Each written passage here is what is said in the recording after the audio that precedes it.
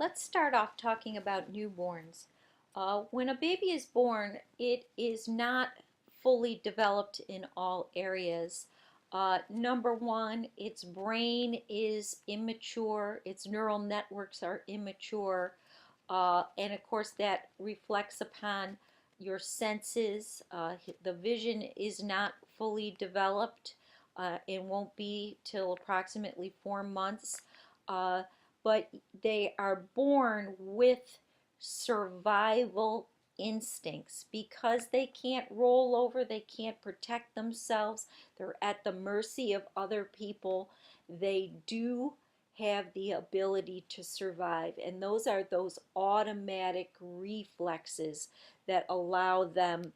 I don't know if any of you know of the Moro reflex. You've ever seen a baby that's startled and their arms go up and they have this like look on their face of fear. So they have that. They have a rooting response, of course, in order to be fed. They have the ability to move their head in order to breathe. They can withdraw their limb automatically to escape pain. And of course, they certainly can cry when they're hungry. And they also have different types of cry. They have an angry cry, a distressed cry, a fearful cry. So what happens is after birth, their brain's neural network becomes stamped already with the smell of the mother's body so that they will turn towards the mother's voice. And then they use this sensory information to learn as they're progressing through their infancy and then onto their childhood. Um, let's talk about this infancy period. So in the womb, the brain developed nerve cells at a rate of 1/4 million.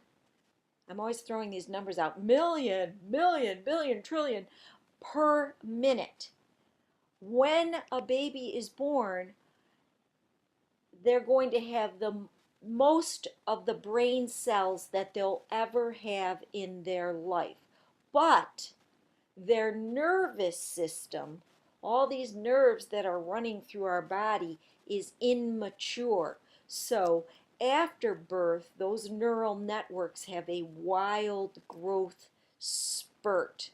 Um, One of the most rapid growths in infancy, toddlerhood, is the frontal lobes, and that's the rational planning, and that explains why preschoolers display quick ability to control attention and behavior. The association areas of the brain, those are those, if you remember from our conversation about brains, those the undefined areas of the brain that everybody always says, oh, you're only using 10% of your brain. Well, that's not true. We know that there's all these other areas of the brain that are there. They're called the association areas. They're the last to develop. No surprise, things like thinking, memory, language.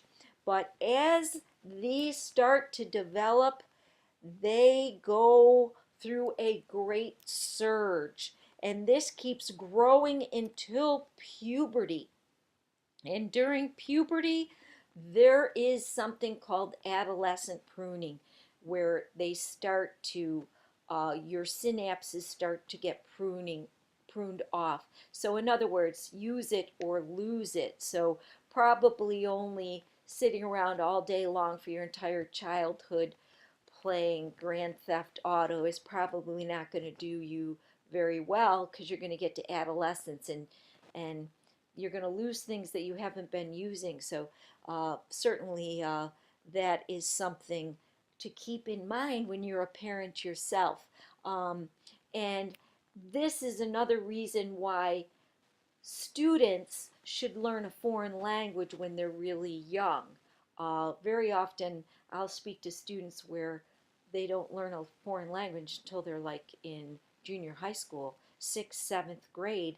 And that's when you're going to start to have this synaptic pruning, and they would be much better off doing it when they're younger, when you have all this growth spurt, this mental gymnastics, and you can pick these things up really, really quickly. So, um, this maturation, which is the one step to the next, this human growth and development, and it sets the basic course of development. There's some things, of course, that are set in stone that we progress one step at a time, this maturation, but experience will adjust it. So if you're a child who's learning a foreign language, playing an instrument, being read to, it's going to uh, be a better experience for you than if somebody has just left you in a room with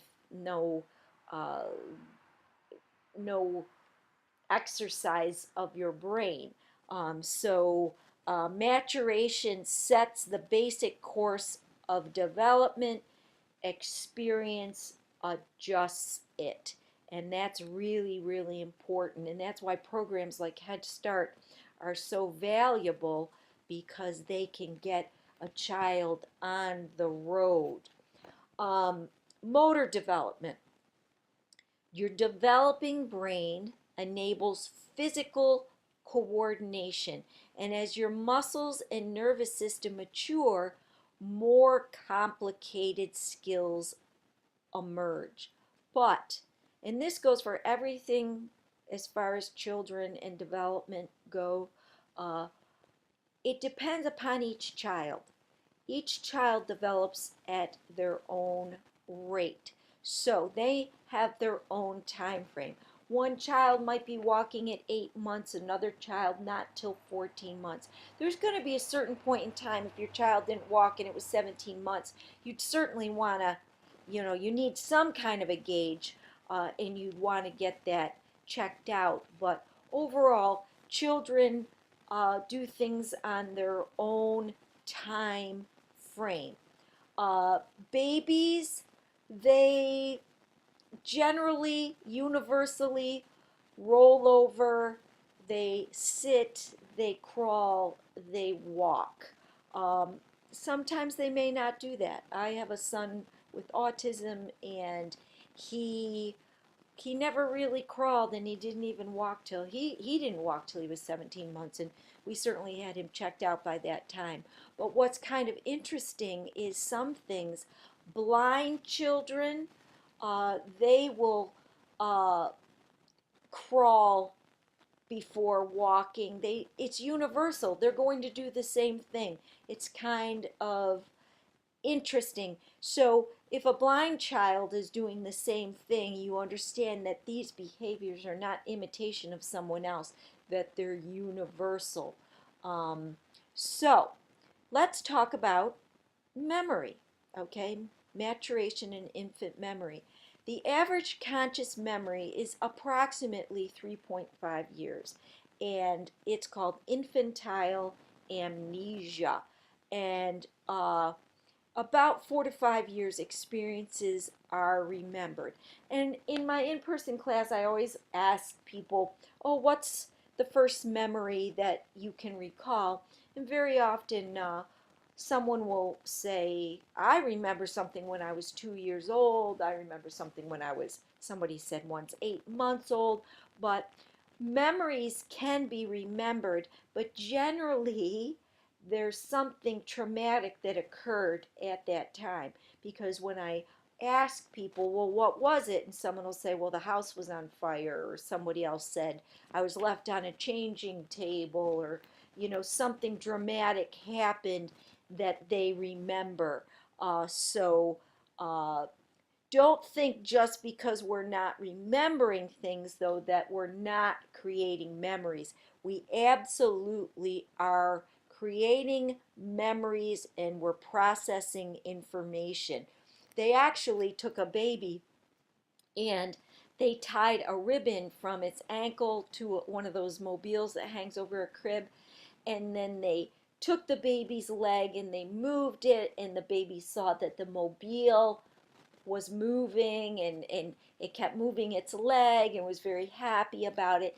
The next day, they just tied the ribbon to the baby's ankle and they did not try to, move the baby's foot. And the baby moved their foot on their own to get the mobile to move. So there certainly are creating memories. So the nervous system is remembering what the conscious mind does not know and cannot express.